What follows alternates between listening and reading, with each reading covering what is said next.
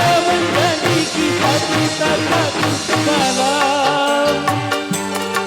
Memang ku akui di antara kita jelas berbeda.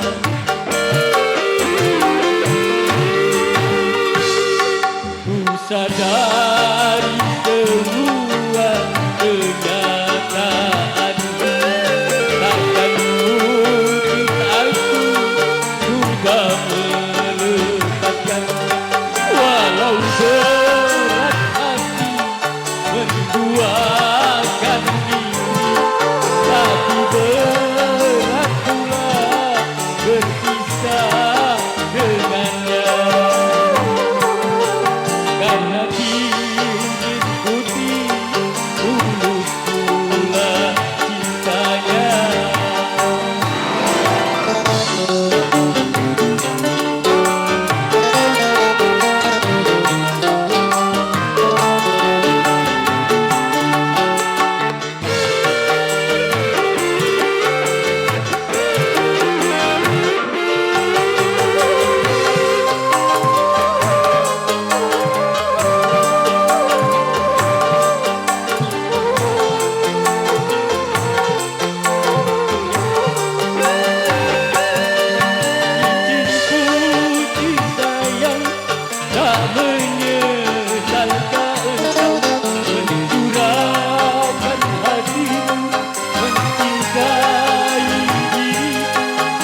Padaku seorang lelaki yang beristri,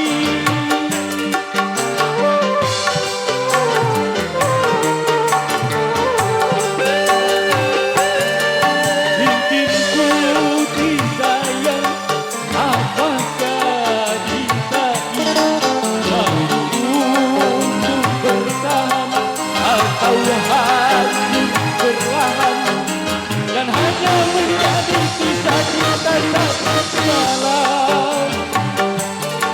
Memang ku akui di antara kita jelas berbeda.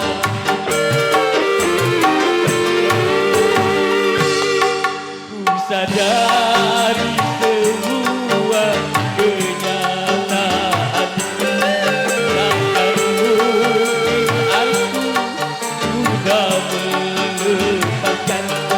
Walau berat hati menduakan diri, tapi berat pula berpisah dengannya. Karena cincin putih tulus pula cintanya. Baik Bapak Ibu,